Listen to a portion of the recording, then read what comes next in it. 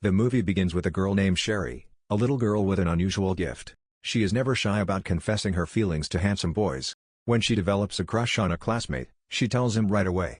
To her surprise and joy, he admits he likes her too. And Sherry bursts into tears of happiness. But fate is cruel. The very next day, the boy suddenly transfers to another school, leaving her heartbroken. As the years pass, Sherry changes. Her hair no longer stays straight the way it once did, unlike her twin sister Hyeon. She begins to wonder if this difference is the result of inheriting her father's jealousy. Later, she secretly falls for a neighbor boy and even prepares a gift for him. On the day she gathers courage to confess, the boy comes to knock at her door, but he asks to see Hyeon, not her. That bitter experience makes Sherry promise herself never to confess again. That promise is shattered when she meets Hyeon by the beach. With a body graceful as the waves, he captures her heart instantly. The next day, Hyeon appears at school, drawing admiration from everyone. But to everyone's shock, he waves at Sherry, leaving her frozen while her friends stare in curiosity. Embarrassed, she explains she happened to meet him on the beach the day before. In class, Sherry sees the mock exam rankings and notices Hyeon among the top 100, which grants him entry to the evening self-study room. Rumors say that confessing in that room almost guarantees success, but Sherry despairs. Her grades are far too low to qualify.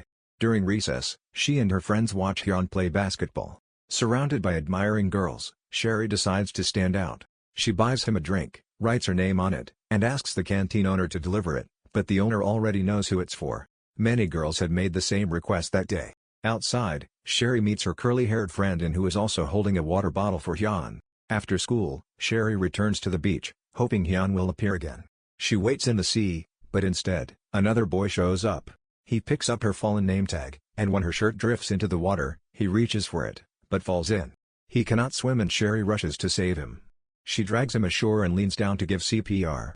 But before her lips touch his, he suddenly wakes. Sherry, furious and embarrassed, scolds him harshly. Yet deep down she is relieved he is safe. The very next day, that same boy, Eun-soo, transfers into Sherry's school and class. His leg is in a cast from the incident and the two immediately recognize each other. The teacher introduces him, revealing that Eun-soo is older. He had once taken the university exam, failed and now had to return to school. Sherry greets him warmly, but he keeps a cold face and says little. The following morning, she sees him struggling with his cast and insists on helping, though he refuses. The teacher scolds another student for standing idle and orders him to help instead. Later, Sherry is scolded for not wearing her name tag. She lies, saying it must have disappeared, though in truth, it is still with Eun-soo, who hasn't returned it. At lunch, Sherry and her friends bring food for Eun-soo, surprising him with their kindness. When others ask if Sherry really saved him at the beach, Eun-soo stays silent, but Sherry jumps in proudly and claims credit. Laughing, she even says he now owes her favors. He should hold her umbrella, bring her food, and buy them ice cream. Eun-soo cannot refuse. Later, her friends make her a new name tag. Eun-soo almost returns the original. But when he overhears someone saying, "Maybe the one who took your name tag did it because they like you," he quietly pulls his hand back. Meanwhile, Sherry insists once again that her heart belongs only to Hyeon. "I like him. There's no room for anyone else," she declares. Just as she finishes, a ball suddenly flies at her. It nearly strikes her but is kicked back at the last moment. And the one standing there is Hyeon walking directly toward her. After Hyeon accidentally hit Sherry with the ball, he quickly apologized and showed concern while Sherry lowered her gaze, shy and flustered. Her friends immediately teased that he must have done it on purpose just to find a chance to talk to her. Though Eun-soo didn't see it that way at all. Back in class, Sherry's close friends revealed that Eun-kong's hair had somehow become perfectly straight again. Shocked, Sherry rushed to the next classroom to see for herself. It was true, and it was something she had always dreamed of. When she asked, she discovered that Kang had her hair straightened at Jongmi Salon for an expensive price of 200,000. Curiosity and hope drove Sherry and her friends to visit the salon. Even though Sherry's hair was naturally very curly, the shop owner assured her it could be transformed. Returning home, she gathered all the money she had saved, but the amount was nowhere near enough for the treatment. Heartbroken, she went back to the salon just to look when she suddenly overheard Eun-soo addressing the owner as mom. An outrageous idea formed in her mind. The next day, she began treating Eun-soo with unusual warmth, greeting him differently than before. After school, she pretended to bump into him right outside the salon and casually asked what he was doing there. He revealed that the salon belonged to his mother. Without hesitation, Sherry ran inside, introducing herself as his close friend and even reminding his mother that she had once saved his life at the beach. She promised to look after him at school and in return she hinted at wanting her hair straightened. His mother smiled and agreed, but only once his cast came off. From then on, Sherry involved herself fully in Eun-sook's daily life. She walked him to class, helped him during lessons, and made sure he returned home safely. She even assisted his mother in handing out flyers to promote the salon's reopening. One rainy afternoon, she led him to her father's warehouse for shelter, lending him her father's clothes. Inside were stacks of her comic books. When she asked if he liked reading comic books, Eun-sook admitted he never had, which left her surprised. She eagerly picked out her favorite's comic book for him and even gave him the lock's password so he could come anytime. At the same time, Sherry and her friends began folding origami beads to prepare for her confession to Hyeon. They heard Miji, her rival, was folding 1,000, so they set their sights on 10,000. When Eun-sook overheard her plan, he tried to slip away quietly, but Sherry stopped him, insisting that his role was too important. He had to help straighten her hair before the big day. Reluctantly, he stayed and folded beads with her. Later, Sherry begged a classmate to swap seats with her in the evening self-study room, believing it was the perfect place to confess to Hyeon, but he refused, fearing it would hurt his performance. Growing frustrated, he snapped at her. "You think confessing there will make him like you? Do you think Yoon is blind? You don't stand a chance. Don't waste your time." His harsh words crushed her spirit. That evening, Sherry walked to Eun-sook's house in tears. She left the jar of origami beads with him, then turned away and left quietly. Later, when she returned to her father's warehouse, she found the door unlocked. Inside, Eun-sook sat reading comics, still clinging to her dream. Say said she would confess to Hyeon only once her hair was straight, believing that was the only way he would ever like her. Eun-sook then pulled out a jar filled with origami beads he had been secretly folding for her over the past few days. Sherry was stunned when he asked what these beads truly meant. She replied softly, "They hold the feelings of me, you, and all my friends. Even if Hyeon rejects me, I will keep this jar as a memory of the time we shared together." The following day, Sherry arrived at Eun-sook's house to take him to school, only to find his leg already free from its cast. She was thrilled. His mother reminded her of her promise that once he healed, she could finally straighten her hair. Sherry smiled, but decided to wait until the day before her planned confession to Hyeon. At school, students gathered around the results of the latest mock exam. To everyone's surprise, Eun-sook's name appeared among the top ranks. He had worked tirelessly knowing that Sherry needed someone to secure a place in the evening self-study room. After Eun-sook offered to trade seats so Sherry could enter the self-study room and fulfill her wish to confess, Sherry's heart felt light for the first time. But before she could celebrate, another piece of unexpected news reached her. Word spread that Hyeon, the boy she adored, was failed in the exam. It felt as if fate was once again playing with her life. One day, a neighbor came to Sherry's house and spoke with her mother about Jongmi's family, the owners of the hair salon. They said Jongmi's son, Eun-sook, was one of the brightest in the school and that his father was a professor at a prestigious university hospital. Sherry's mother wondered why such an accomplished family would be forced to move here. The neighbor explained the painful truth. The husband was consumed by jealousy, often mistreated his wife and turned his frustrations onto his son, leaving the boy wounded, isolated, and forced to skip school and exams. Sherry sitting nearby overheard everything and her heart ached. That evening, passing by her father's warehouse, Sherry noticed the light on. Inside, she saw her father sharing instant noodles with Eun-sook. Her father even handed him a disposable camera, saying there were many more inside and he could use them whenever he liked. The next morning at school, Sherry noticed a poster about the upcoming picnic. Immediately, she began imagining it as the perfect chance to confess to Hyeon. While she and her friends discussed the plan, Hyeon walked by. As always, he waved at Sherry, and once again, her heart danced. During gym class, everyone paired up for a handball game. A girl quickly partnered with Hyeon, leaving Sherry to team up with Eun-sook. The game grew tense. Hyeon targeted the blue team, and Sherry nearly took a hit, but Eun-sook shielded her again and again. Then in a reckless moment of love, Sherry threw herself in front of the ball to protect Hyeon, an act that left Eun-sook bitterly disappointed. That evening, Sherry received a voice message from Hyeon thanking her for saving him during the game. She was overjoyed. But moments later, another message arrived, this time from Eun-sook. His voice was filled with concern. He asked if she was in pain, scolded himself for leaving her behind, and told her not to be stubborn, but to buy ointment for faster healing. Sherry's emotions swirled as she listened to both messages, one filling her with giddy joy, the other with warmth and confusion. Later, she went to the salon where Eun-sook's mother asked her to wash his hair. Both felt awkward in the closeness of the situation. But when Eun-sook accidentally applied conditioner before shampoo, his mother frowned in confusion. He knew better. He never made such mistakes. He excused himself quickly, and Sherry began to suspect his feelings. The school picnic arrived. As the bus filled, Sherry stepped on with straight, glossy hair that stunned everyone. Sitting in the back, Eun-sook watched quietly, his mood dark. At the picnic site, Sherry carefully placed her jar of paper beads on Hyeon's seat. That night, the group decorated a special spot for her confession. Guided by arrows, Hyeon arrived. Surprised to find only Sherry waiting there. He complimented her straight hair, admired the jar of beads, and thanked her again for saving him. Then, Hyeon mentioned the beach that day, saying only the two of them knew about it. Sherry froze. He didn't know that Eun-seok had been there, too. In that instant, she saw Eun-seok quietly turning to leave. Her heart clenched and clarity washed over her. She looked at Hyeon and confessed, "I like you very much, and I brought you here tonight to confess. But when I was about to speak, I kept thinking about someone else.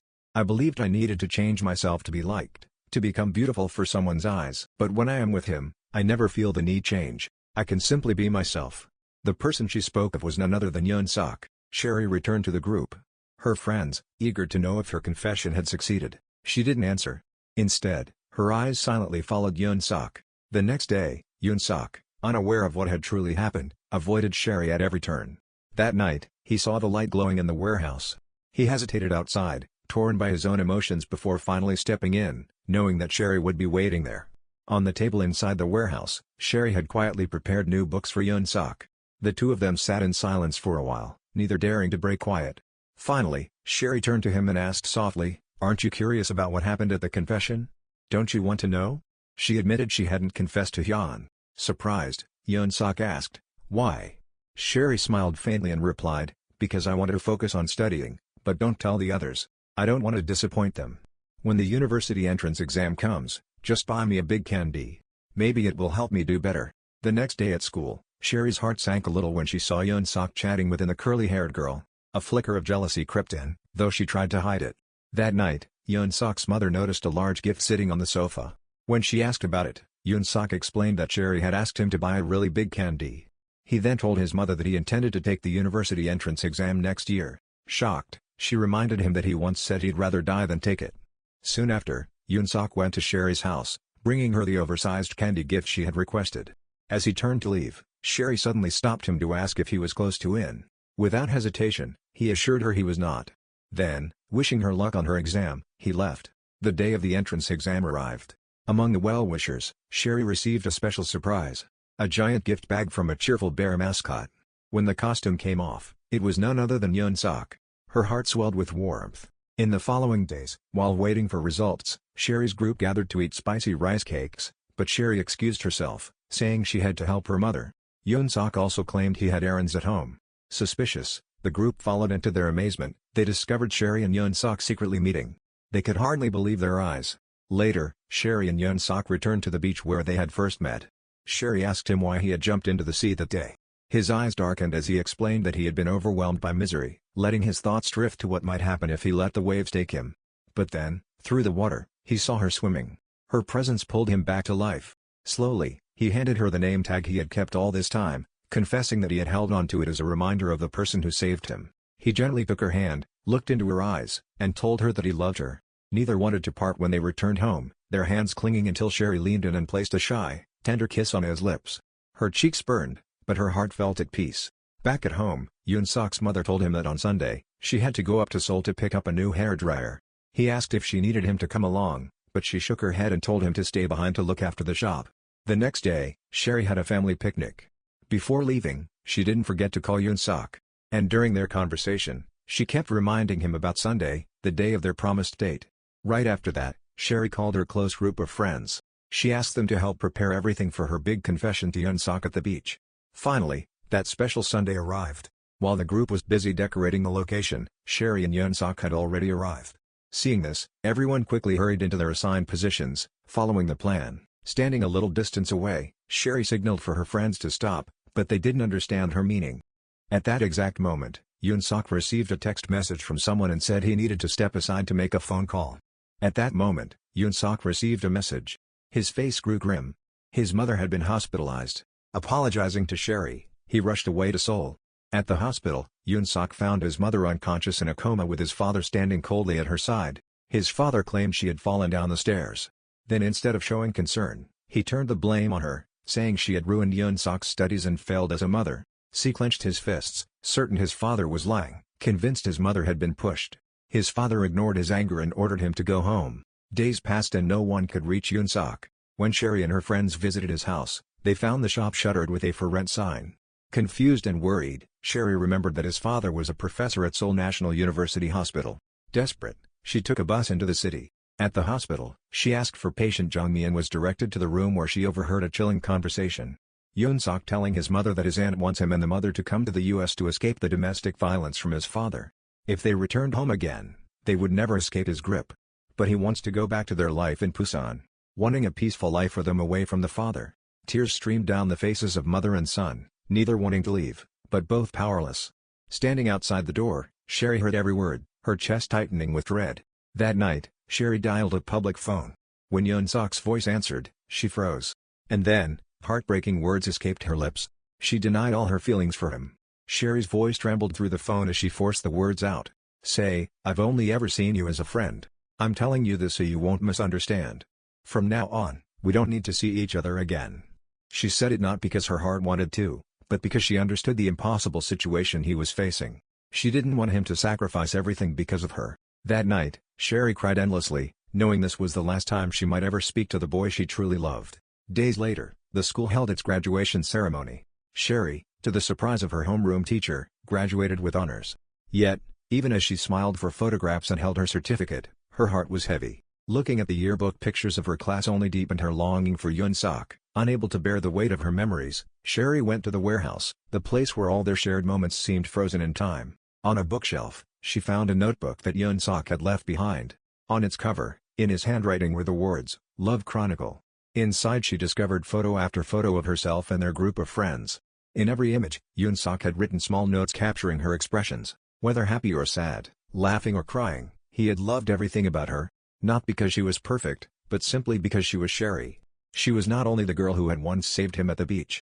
She was the one who had pulled him out of the darkness of his life.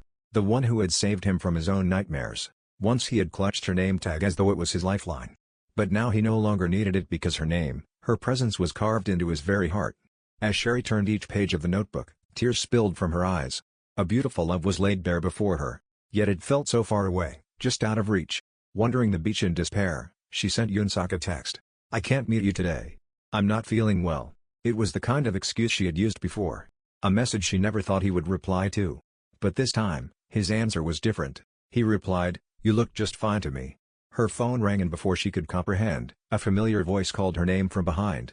She turned and there he was, standing right there on the sand. Disbelief turned into overwhelming relief. Sherry ran forward and threw her arms around him, sobbing apologies. She confessed that she had lied, that she never meant the cruel words she had spoken. She had never once stopped missing him, never once stopped loving him. Of course, Eun-soo understood. With quiet eyes, he reached into his bag and pulled out a jar filled with paper beads. Each one, he explained, represented a memory of her, moments he never wanted to forget. Tears blurred their vision as they clung to each other, overwhelmed by emotions they could no longer hold back. Their friends, who had been hiding nearby, rushed out, cheering, celebrating the reunion of this beautiful couple. There was no need for a public confession, no grand stage. What bound them together was far greater. The truth of their hearts unshaken and indescribable. And so their story, love story with false here, came to an end. Thanks for watching. If you enjoyed this video even half as much as I enjoyed making it, smash that subscribe button.